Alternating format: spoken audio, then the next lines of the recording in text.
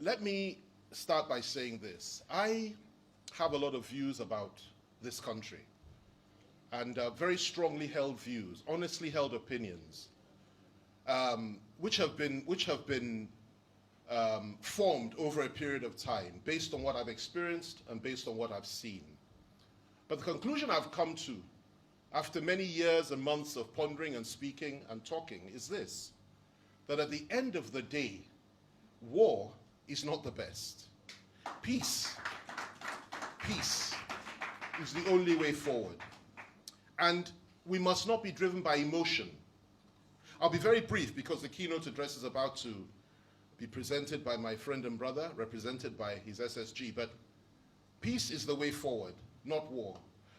And I've had the privilege of interaction with many, many people in different parts of this country who have different views, diametrically opposed views. I never deny my friends, through thick and thin. No matter what they're accused of doing, no matter what they have done, I never deny them. And I have friends across the board. Some are close to government, some are opposed to government, but I'll never deny them. Yes, Nnamdi Kanu is my friend. We may not agree on everything. We have disagreed on many things, but he has always been my friend since I met him in Kuje prison. Yes, Sunday Igboho is my friend. I've interacted with him closely, and we have worked together with various governors in this country to keep the peace and to ensure that the food embargo was lifted and lives were saved when we were in a situation that was critical and could have led to many, many deaths. And I have to commend the initiative of President Buhari at that time, because he set that in motion and it came out as a good success for the whole country. And of course the embargo was lifted.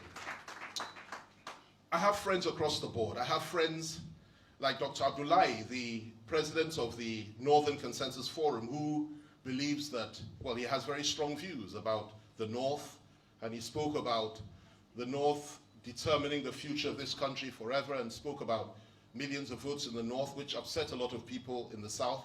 But he is my friend, a very good friend at that. And I will not deny him. And he believes in what he believes. We may disagree, but we remain friends. The bottom line is this: no matter what our differences has been in the past, no matter how much we have killed one another in this country, no matter how much injustice we have visited upon one another, because if you want to talk about injustice, ladies and gentlemen, it goes both ways, depending on how far back you go in history. Some have suffered more than others. I've always spoken about the suffering of the people of the East, and I have no regret for that. I've also spoken about the sufferings of the minorities, so-called minorities in the North. I have no apology for that. Today I speak about the suffering of those in the core North, many, hundreds of thousands, that are slaughtered by foreign Fulani herdsmen that come through our borders and kill for no good cause. They are suffering too. And of course, the people of the Southwest, where I come from originally, forests surrounded by these same foreigners, and our people are being killed. So you see killings all over the place. But that does not mean that we should allow this to push us to the brink of war. Because the minute you start demonizing a tribe or a faith or a people, and say they are to blame for everything we're going through, forgetting that it's far more complicated than that. We've all done it in the past. I've done it too. But it really is far more complicated than that. There are people in the North, and I've lived here since 2003, that are suffering and that have been the object of barbarity as much as anybody in the South today. That is the reality that we have to face. There are Hausa Fulanis that are being slaughtered all over Zamfara State, Katsina, Sokoto, just as there are people being slaughtered in the Southeast, the Southwest, the Middle Belt, and elsewhere. We are all going through this. And those that are doing it are not doing it in the name of their faith. They're not doing it in the name of their tribe. They're not doing it in the name of anything or anyone other than pure terror. To terrorize, to destroy, to divide, to cause us to begin to hate one another, and then eventually turn guns on one another, and then our country is dismembered, is destroyed, and we for the next 50 years kill one another. May God never let that happen by God's grace. So what is the challenge today? And I'll be very brief. The challenge is simple. Seek your brother. Seek him out.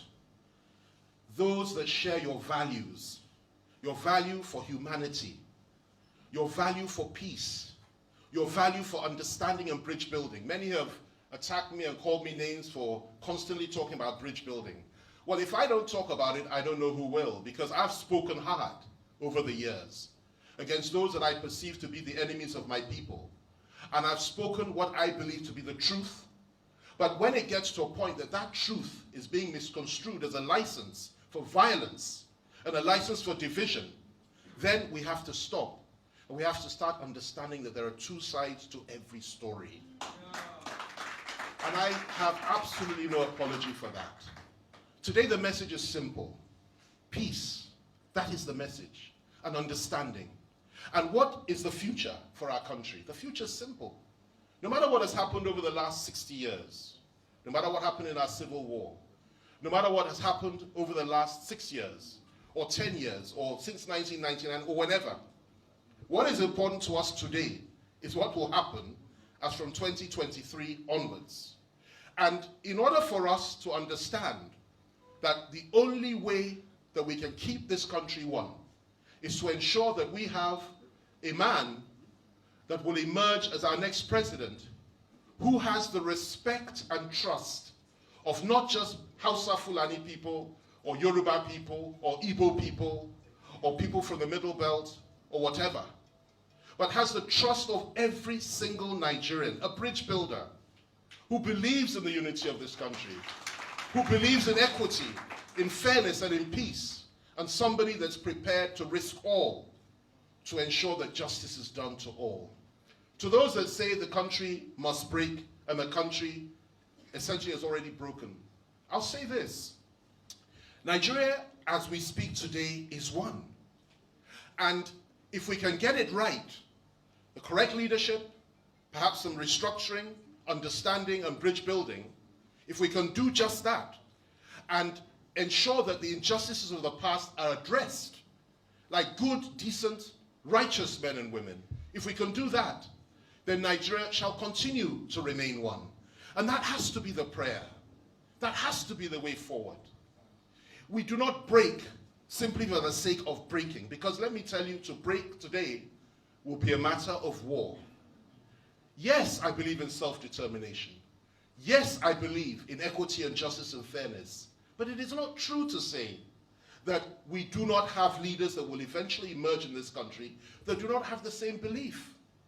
And with that belief, we can make this country work. We can pull back from the brink with understanding and love, forgiveness. Yes, people suffered. Yes, 3 million people were killed during the Civil War. Yes, our own, on the other side, the Nigerian side, hundreds of thousands were killed as well, which is something we hardly ever talk about. We killed each other. We maimed each other.